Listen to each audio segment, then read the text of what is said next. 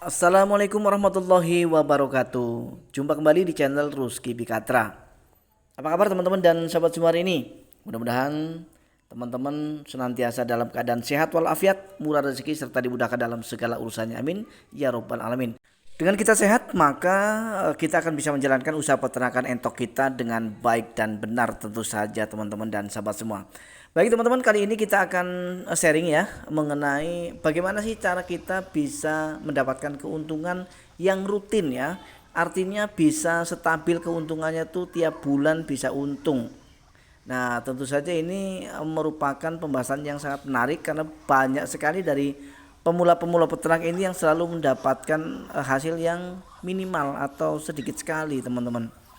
Sehingga pada kesempatan kali ini kita akan sharing tentang ini dan saya harap teman-teman jangan menyekip ataupun memotong-motong video supaya nanti tidak terjadi kegagal pahaman ya, teman-teman.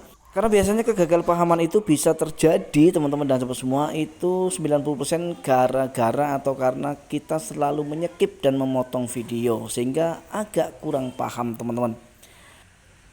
Baik teman-teman, kita lanjut ke tema pembahasannya ya. Jadi bagaimana sih caranya supaya kita bisa mendapatkan keuntungan secara rutin atau keuntungan kita itu stabil setiap bulannya?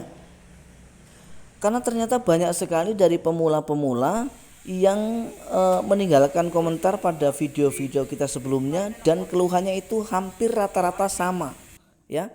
Jadi keuntungan ternak entoknya itu tipis sekali katanya ya. Nah, meskipun pada dasarnya keuntungan atau besar kecilnya keuntungan itu sangat ditentukan oleh jumlah populasi yang ada di kandang entok kita, teman-teman. Logikanya, bagaimana mungkin teman-teman bisa mendapatkan keuntungan yang besar atau signifikan sedangkan populasi yang ada di kandang entok teman-teman itu hanya sedikit ya. Secara logika itu sangat tidak masuk akal ya, kecuali ada keajaiban teman-teman.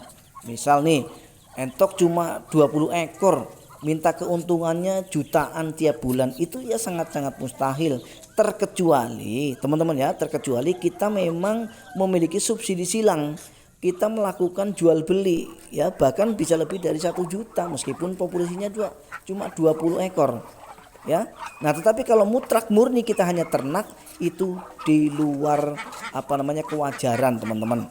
Nah, jadi bagaimana supaya bisa mendapatkan keuntungan 1 juta? Tentu saja dengan populasi atau jumlah ternak kita yang memadai, paling tidak ratusan ekor teman-teman.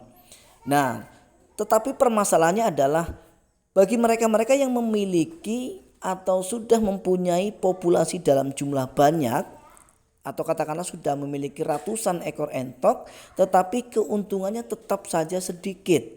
Nah, tentu saja ini yang menarik sekali untuk kita bahas teman-teman.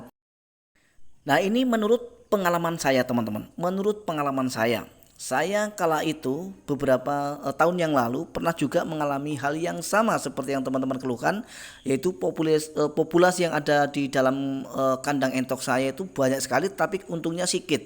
Nah, kemudian seiring berjalannya waktu saya pelajari, saya amati, saya perhatikan dan ternyata faktor yang membuat keuntungan saya itu sedikit adalah dari faktor pakan. Jadi saya kurang memahami manajemen pakan teman-teman dan sobat semua ya. Nah, kemudian saya akali setelah saya mengetahui hal itu, kemudian saya beralih. Artinya saya kemudian berubah cara beternak saya, terutama adalah di bagian pakan. Yang tadinya saya terlalu boros sekali ya, boros sekali untuk pemberian pakan entok-entok saya kemudian mempelajarinya. Sebetulnya takarannya itu untuk yang ideal tanpa membuat entok itu menjadi kurus itu di angka berapa on setiap ngasih makan, dan kemudian jenis pakan apa yang sebetulnya tepat dan bisa menguntungkan kita. Nah, teman-teman dan sobat semua, sesuai dengan pengalaman, apabila kita selalu mengandalkan ya dan berserah dan bergantung kepada pakan-pakan dari pabrikan, maka yang ada teman-teman dan sobat semua, silakan teman-teman tanya sama siapapun, ketika beternak entok khususnya adalah untuk pembibitan, hanya mengandalkan pakan-pakan dari pabrikan, pasti untungnya sedikit sekali. Kenapa saya bisa tegaskan itu teman-teman? Karena memang saya sudah mengalaminya ya. Jadi saya atau apa yang saya sampaikan ini berdasarkan pengalaman, bukan hanya asal-asalan teman-teman ya. Nah, pengalaman itulah yang kemudian menjadi guru saya ketika saya dulu pernah gagal, dan kegagalan itu sebagai guru utama saya teman-teman untuk bisa merubah kegagalan itu menjadi sebuah keberhasilan. Dan alhamdulillah sampai kepada detik ini, tepatnya tanggal 28 Januari 2024, saya masih tetap bisa bertahan untuk mengendalikan atau mengelola usaha peternakan entok yang saya kelola teman-teman dan sahabat semua. Nah, kemudian pertanyaannya, apakah dengan begitu kita tidak boleh untuk menggunakan pakan-pakan dari pabrikan? Nah, ini yang perlu kita luruskan teman-teman. Kita akan tetap menggunakan pakan pabrikan sesuai dengan kebutuhan teman-teman, bukan menjadi pakan prioritas. Karena ketika teman-teman mengandalkan atau memprioritaskan pakan pabrikan sebagai sumber pakan utama setiap harinya, saya pastikan teman-teman pasti akan kebobolan untuk yang kesekian kalinya. Maka dari itu, pakan pabrikan itu kita gunakan sesuai dengan kebutuhan. Sesuai dengan kebutuhan teman-teman. Kenapa? Karena banyak sekali pakan-pakan alternatif yang bisa kita manfaatkan, apalagi ketika kita beternak pembibitan. Karena ketika kita beternak pembibitan, maka boleh dikatakan 80% pakan yang kita gunakan boleh menggunakan pakan-pakan dari alternatif. Kenapa saya katakan begitu teman-teman? Karena sumber pakan alternatif yang bisa membantu, yang bisa untuk kita jadikan penopang untuk kita beternak pembibitan itu sangat banyak sekali.